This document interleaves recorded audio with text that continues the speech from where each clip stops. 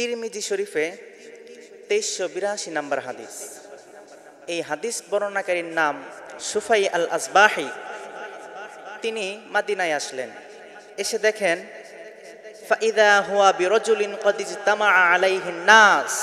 তিনি দেখলেন একজন লোককে ঘিরে জনতার ভিড় লেগে আছে। তিনি জিজ্ঞেস করলেন ফাকাল মান হাদা, এই লোকটা কে? ফাকালু আবু হুরায়রা।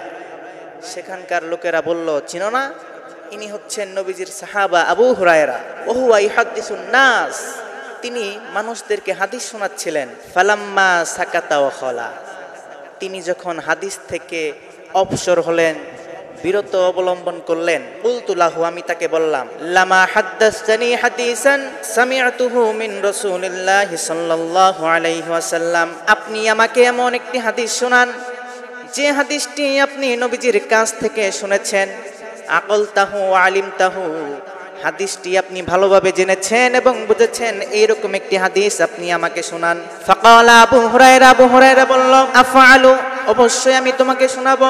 লা উহাদ্দিসান্নাকা হাদিসান হাদ্দাসানিহি রাসূলুল্লাহ সাল্লাল্লাহু আলাইহি ওয়াসাল্লাম, অবশ্যই আমি তোমাকে এমন একটি হাদিস শোনাবো যেই হাদিস আমি রাসূল সাল্লাল্লাহু আলাইহি ওয়াসাল্লামের কাছ থেকে শুনেছি।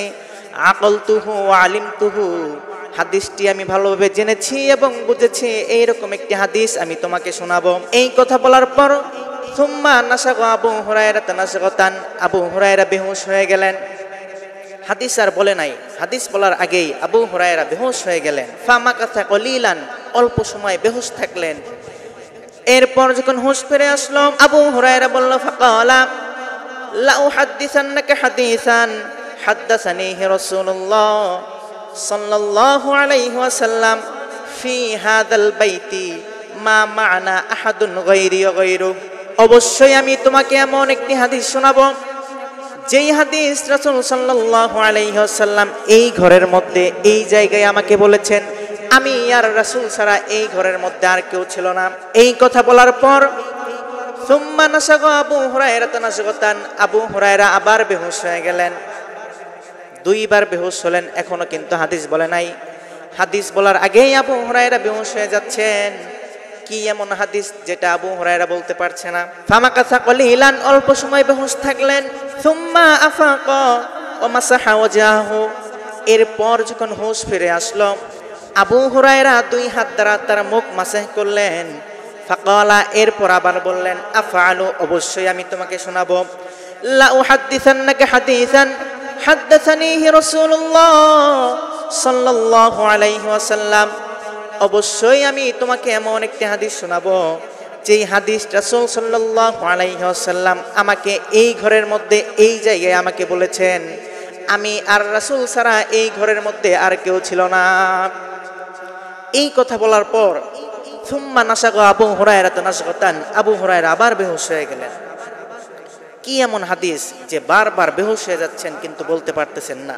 এরপর যখন হুঁশ ফিরল, আবু হুরায়রা বলল, আফআলু লা উহাদ্দিসান্নাকা হাদিসান হাদ্দাসানিহি রাসূলুল্লাহ, অবশ্যই আমি তোমাকে এমন একটি হাদিস শোনাবো যেই হাদিসটি রাসূল সাল্লাল্লাহু আলাইহি ওয়াসাল্লাম আমাকে বলেছেন, আন্নাল্লাহা তাবারাকা ওয়া তাআলা ইযা কানা ইয়াউমুল কিয়ামাতি ইয়ানজিলু ইলাল ইবাদি লিয়াকদিয়া বাইনাহুম, নিশ্চয়ই আল্লাহ সুবহানাহু ওয়া তাআলা কিয়ামতের দিন বান্দাদের সামনে আসবেন।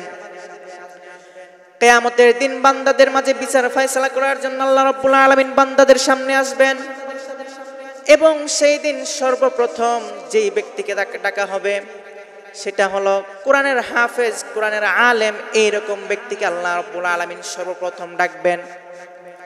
দুই নম্বরে ডাকবেন অরজুলুন কুতিলা ফি সাবিলিল্লাহ, যে ব্যক্তি আল্লাহর রাস্তায় শহীদ হয়েছে এইরকম ব্যক্তিকে আল্লাহ রাব্বুল আলামিন দুই নম্বরে ডাকবেন।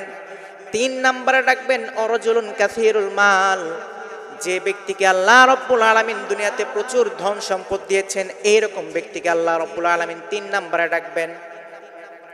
এবার কোরআনের হাফেজ, কোরআনের আলেমকে ডেকে বলবেন, আমি আমার নবীকে যে ইলম শিক্ষা দিয়েছি তোমাকে কি তা শিক্ষা দেইনি? সেই আলেম, সেই হাফেজ বলবে, হ্যাঁ আপনি তো আমাকে সেই ইলম শিক্ষা দিয়েছেন, সুতরাং তোমাকে আমি যে ইলম শিক্ষা দিয়েছি সে অনুযায়ী তুমি কি করেছো? তখন ওই আলেম আর হাফেজ বলবে, আল্লাহ, আপনার দেওয়া ইলমকে আমি মানুষের দুয়ারে দুয়ারে পৌঁছে দিয়েছি এবং আপনার বিধান অনুযায়ী আমি সমাজে ইনসাফ ভিত্তিক বিচার করেছি।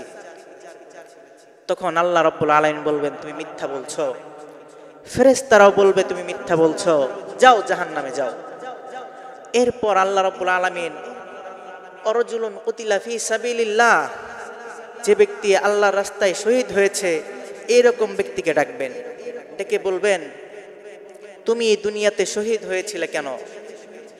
এবার ওই শহীদ উত্তর দিবে, আল্লাহ, আমি আপনার পথে লড়তে লড়তে আমার জীবন আপনার জন্য উৎসর্গ করে দিয়েছি। তখন আল্লাহ রাব্বুল আলামিন বলবেন, নও, তুমি তো আমাকে খুশি করার জন্য তোমার জীবন বিলিয়ে দাওনি, তুমি দিয়েছো এজন্য যেন দুনিয়ার মানুষ তোমাকে বড় বীর বাহাদুর বলে, তোমাকে যেন এক নামে চিনে, শহীদ নামে চিনে, এজন্য তুমি যুদ্ধ করেছো, তুমি তো আমাকে খুশি করার জন্য যুদ্ধ করো নি। সুতরাং যাও, তুমিও জাহান্নামে যাও। এরপর আল্লাহ রাব্বুল আলামিন 3 নাম্বার ডাকবেন, অরজুলুন কাসীরুল মাল, যে ব্যক্তিকে আল্লাহ রাব্বুল আলামিন প্রচুর ধন সম্পদ দিয়েছেন এইরকম ব্যক্তিকে আল্লাহ রাব্বুল আলামিন 3 নম্বরে ডাকবেন, ডেকে বলবেন, আমি তোমাকে প্রচুর অর্থ দিয়েছি, বাড়ি গাড়ি টাকা পয়সা সব দিয়েছি, তুমি এগুলো কোন কাজে ব্যয় করেছো? এবার ওই ধনী লোক বলবে, আল্লাহ, আমি আপনার দেওয়া ধন সম্পদকে আমি শুদ্ধভাবে দান সদকা করেছি, গরিবদের মাঝে বিলিয়ে দিয়েছি এবং আত্মীয়তা সম্পর্ক বজায় রেখেছি। তখন আল্লাহ বলবেন, তুমি মিথ্যা বলছো। ফেরেশতারাও সাক্ষী দিবে, তুমি মিথ্যা বলছো, কারণ তুমি আমাকে খুশি করার জন্য আমার রাস্তায় ব্যয় করো নি। তুমি চেয়েছিলে মানুষ তোমাকে বড় দাতা বলবে, দানশীল বলবে, এজন্য তুমি মানুষকে দেখানোর জন্য তুমি তোমার দান সদকা করেছো। সুতরাং তুমি আমাকে খুশি করার জন্য করনি, যাও, তুমিও জাহান্নামে যাও। এইভাবে আল্লাহ রাব্বুল আলামিন প্রথমে এই 3 শ্রেণীকে জাহান্নামে পাঠাবেন। এরপর শেষে আবু হুরায়রা কি বলে একটু খেয়াল করে শুনেন। আবু হুরায়রা বলেন, নবীজি আমার উরুর উপর হাত রেখে বলল, আবু হুরায়রা, জাহান্নামে এই 3 শ্রেণীর লোককে দিয়ে আল্লাহ রাব্বুল আলামিন জাহান্নামের আগুনকে উদ্বোধন করবেন। আস্তাগফিরুল্লাহ, আস্তাগফিরুল্লাহ, আস্তাগফিরুল্লাহ। আল্লাহ আমাদের সবাইকে মাফ করুক। সুতরাং আমার প্রিয় ভাইরা, টাকা থাক, ইলম থাক, যাই থাক, মনের মধ্যে বিন্দু পরিমাণ অহংকার রাখা যাবে না। যার মনের মধ্যে সরিষা দানা পরিমাণ অহংকার থাকবে সেই ব্যক্তি জান্নাতে প্রবেশ করতে পারবে না। এই ব্যাপারে হাদিসের মধ্যে আল্লাহ নবী বলেন, ইয়াকুলুল্লাহু সুবহানাহুল কিবরিয়াউ রিদাই ওয়াল আজমাতু, আল্লাহর নবী বলেন, মহান আল্লাহ রাব্বুল আলামিন বলেন, অহংকার আমার চাদর এবং মহানাত্ব আমার লুঙ্গি। অহংকার হলো আমার চাদর এবং মহানাত্ব আমার লুঙ্গি। যে ব্যক্তি আমার চাদর এবং লুঙ্গি নিয়ে টানাটানি করবে তাকে আমি সরাসরি জাহান্নামে নিক্ষেপ করব। সুতরাং আমার প্রিয় ভাইয়েরা, অহংকার আমাদের কাজ নয়, অহংকার আমাদের দ্বারা সাজে না। অহংকার হলো আল্লাহর চাদর। যে ব্যক্তি আল্লাহর চাদর নিয়ে টানাটানি করে, আল্লাহকে অসম্মানী করবে, সেই ব্যক্তিকে আল্লাহ রাব্বুল আলামিন সরাসরি জাহান্নামে নিক্ষেপ করবে। সুতরাং ইতিহাস সাক্ষী আছে, যারাই অহংকার করেছে তারাই পতন হয়েছে, তাদেরই ধ্বংস হয়েছে। কথা বলেন ঠিক কিনা? নমরুদ থেকে শুরু করে, ফেরাউন থেকে শুরু করে যত যুগ যুগ পার হয়েছে, যারাই অহংকার করেছে তাদেরই ধ্বংস অনিবার্য হয়েছে। শুধু সে যুগের কথা নয়, আমাদের যুগেও যেসব সরকার, যেসব লোক, মুচি থেকে শুরু করে রাষ্ট্রের প্রধান পর্যন্ত যারাই অহংকার করবে তাদেরই ধ্বংস অনিবার্য। বাংলায় প্রবাদ আছে, অহংকার পতনের মূল। সুতরাং আমাদের মাঝে এতটুকু খেয়াল রাখতে হবে যে অহংকার কোনোভাবেই করা যাবে না। আল্লাহ রাব্বুল আলামিন কার কত টাকা, কার কত ধন সম্পদ, কার চেহারা সুন্দর, কার চেহারা অসুন্দর, এসব আমার আল্লাহ রাব্বুল আলামিন দেখেন না। চলেন এই বিষয়ে আমরা একটু হাদিস থেকে শুনি। ইবনে মাজাহ কিতাবের নাম, হাদিস নাম্বার 4143 নাম্বার হাদিস। এই হাদিস বর্ণনাকারীর নাম হলো আবু হুরায়রা রাদিয়াল্লাহু তাআলা আনহু। তিনি বলেন, ইন্নাল্লাহা লা ইয়ানজুরু ইলা সুওয়ারিকুম ওয়া আমওয়ালিকুম ওয়ালাকিন ইন্নামা ইয়ানজুরু ইলা আমালিকুম ওয়া কুলুবিকুম। আবু হুরায়রা বলেন, রাসূল সাল্লাল্লাহু আলাইহি ওয়াসাল্লাম বলেছেন, নিশ্চয় আল্লাহ তোমাদের বাহ্যিক সৌন্দর্য দেখেন না, তোমাদের কার কত টাকা পয়সা আছে আল্লাহ রাব্বুল আলামিন তা দেখেন না। আল্লাহ রাব্বুল আলামিন দেখেন কার অন্তরে কতটুকু পরিমাণ তাকওয়া আছে। তুমি যতই কোটি টাকার মালিক হও না কেন, তুমি যতই সৌন্দর্যের মালিক হও না কেন, আল্লাহ রাব্বুল আলামিন এই সৌন্দর্য দেখেন না। তোমার ব্যাংকে কত টাকা আছে, তোমার কয়টা গাড়ি আছে, তোমার কয়টা বাড়ি আছে, আমার আল্লাহ তা দেখেন না। আমার আল্লাহ রাব্বুল আলামিন দেখেন কার অন্তরে ভয় আছে বেশি, কে আল্লাহকে বেশি ভয় করে আর কে বেশি নবীকে মহব্বত করে। আমার আল্লাহ রাব্বুল আলামিন প্রত্যেকের অন্তরে এটাই চেক করেন, এছাড়া অন্য কিছু আর আল্লাহ রাব্বুল আলামিন দেখেন না। সুতরাং আমার প্রিয় ভাইয়েরা, প্রতিটা মানুষের অন্তরকে এমনভাবে তৈরি করতে হবে যেন বিন্দু পরিমাণ সরিষার দানা পরিমাণ অহংকার না থাকে। কারণ অহংকার যার অন্তরেই থাকুক না কেন, সে এক পর্যায়ে না এক পর্যায়ে গিয়ে শুকনো পাতা যেরকম গাছ থেকে ঝরে যায়, সেরকমভাবে সেও এক পর্যায়ে গিয়ে ঝরে পড়ে যাবে। আমার প্রিয় ভাইয়েরা, জাহান্নামের আযাব বড়ই কঠিন। আল্লাহ রাব্বুল আলামিন 3 শ্রেণীর ব্যক্তিকে দিয়ে জাহান্নামের আগুন উদ্বোধন করবে। সুতরাং সবাই অহংকার থেকে বিরত থাকবেন। হাদিস নাম্বার হলো 2382 নাম্বার হাদিস। এই হাদিস বর্ণনাকারীর নাম সুফাই আল আসবাহি। তিনি মাদিনায় আসলেন, এসে দেখেন ফাইদা হুয়া বিরজুলিন কদ ইজতামা আলাইহিন নাস।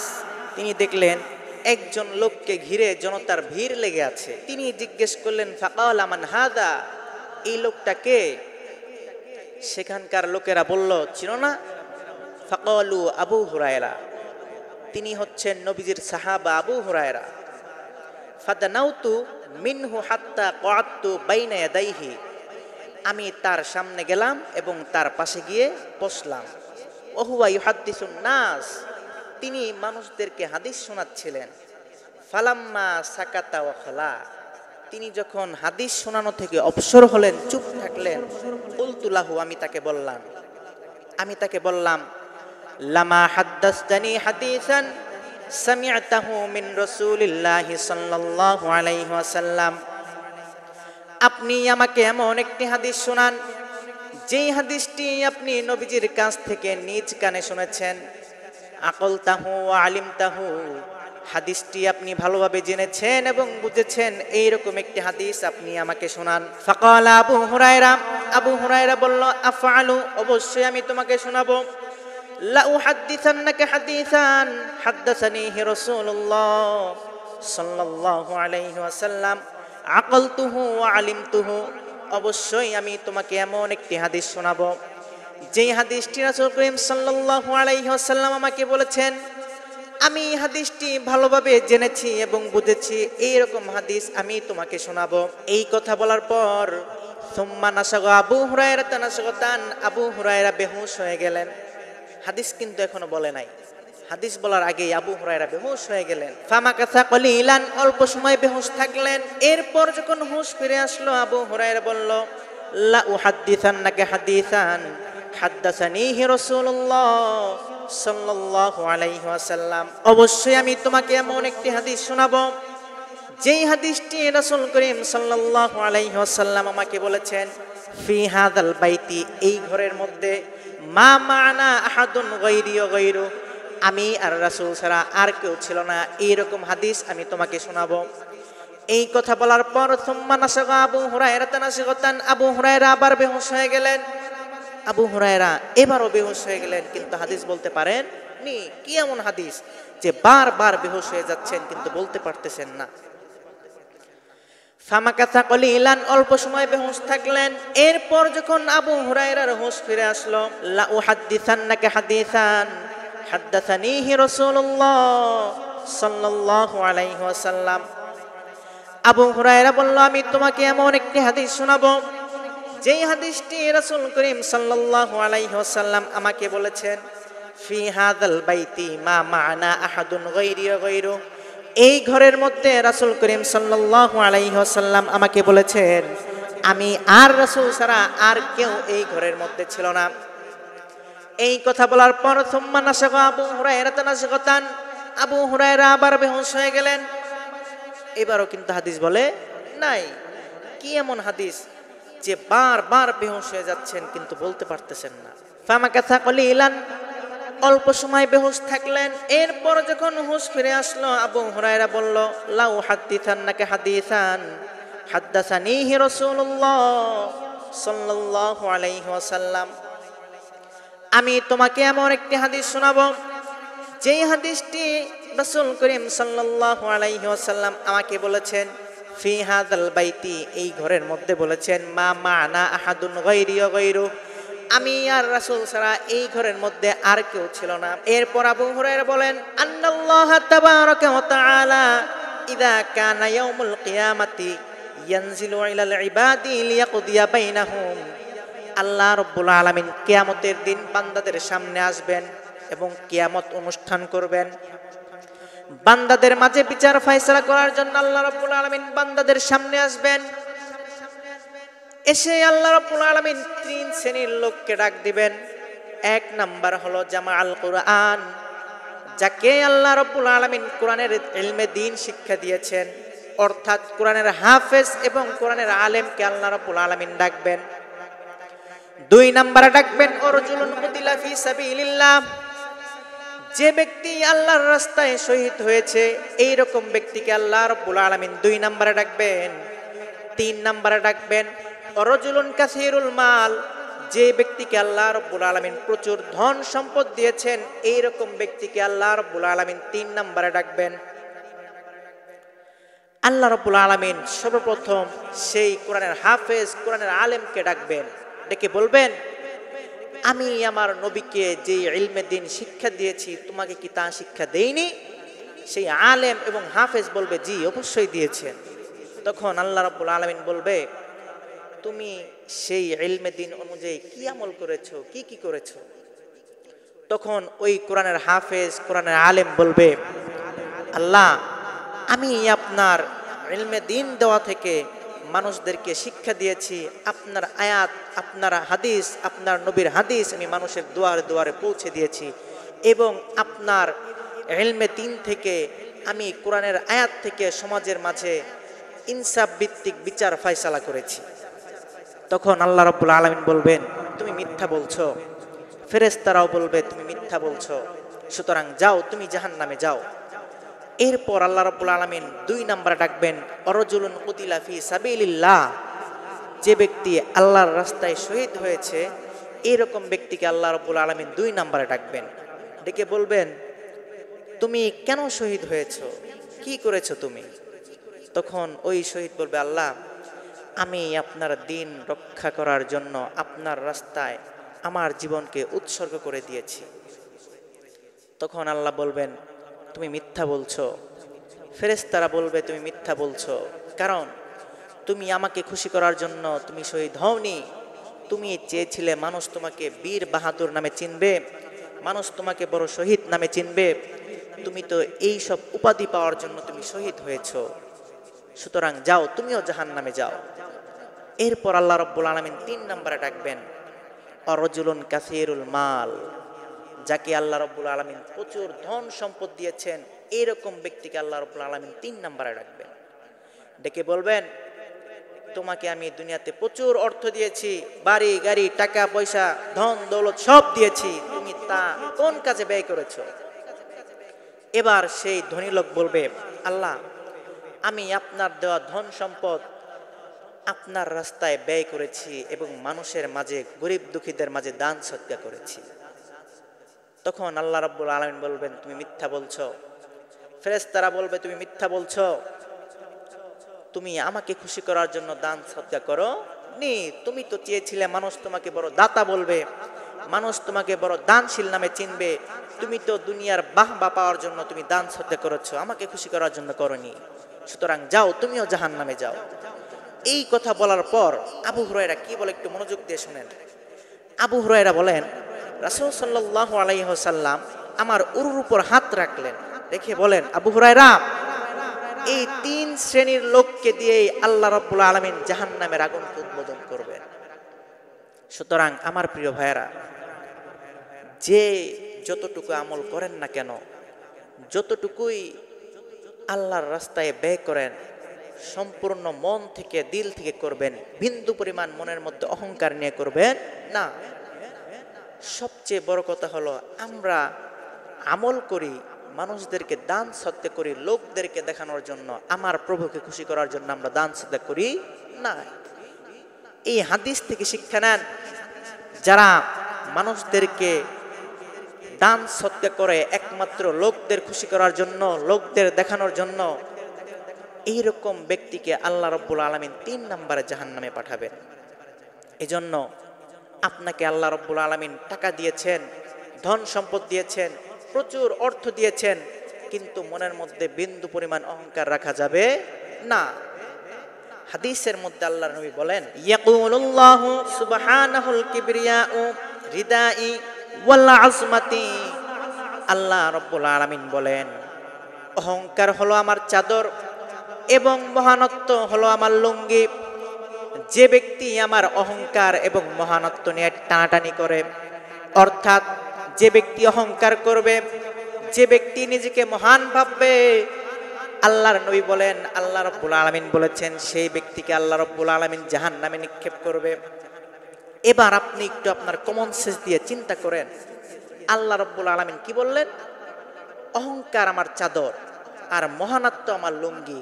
এখন আপনি যদি অহংকার করেন, তাহলে আল্লাহর চাদর নিয়ে টানাটানি করলেন কি করলেন না? আপনি যদি নিজেকে মহান ভাবেন, মহানত্ব গড়ে তুলেন, নিজেকে অনেক বড় মনে করেন, তাহলে আপনি কি আল্লাহর লুঙ্গিকে অসম্মান করলেন কি করলেন না? আল্লাহ বলেন, যারা আমার অহংকার, যারা আমার মহানত্ব নিয়ে টানাটানি করবে, আমার লুঙ্গি এবং চাদর নিয়ে টানাটানি করবে, আমি তাদেরকে সরাসরি জাহান্নামে নিক্ষেপ করব।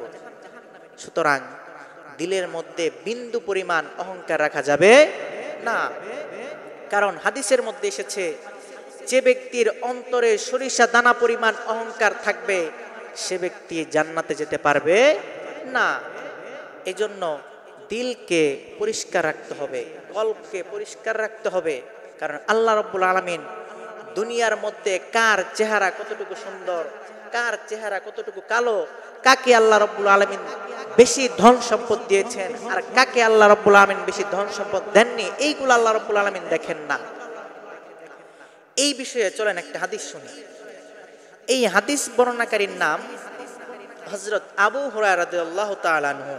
তিনি বলেন, ইন্নাল্লাহা লা ইয়ানজুরু ইলা সুওয়ারিকুম ওয়া আমওয়ালিকুম ওয়ালাকিন ইন্নামা ইয়ানজিলু ইলা আমালিকুম ওয়া কুলুবিকুম। আবু হুরায়রা বলেন, নবীজি আমাকে বলেছেন, আল্লাহ রাব্বুল আলামিন তোমাদের কারো বাহ্যিক সৌন্দর্য দেখেন না, তোমাদের মধ্যে কে কতটুকু সুন্দর আর কে কতটুকু কালো, কে কতটুকু পরিমাণ ফর্সা আর কার চেহারা কতটুকু পরিমাণ খারাপ, এসব আমার আল্লাহ রাব্বুল আলামিন দেখেন না।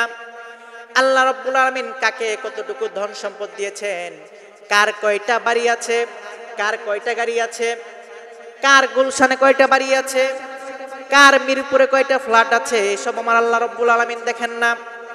আমার আল্লাহ রাব্বুল আলামিন দেখেন কার অন্তরে সে আল্লাহকে ভয় করে, কার অন্তরের মধ্যে তাকওয়া কতটুকু পরিমাণ।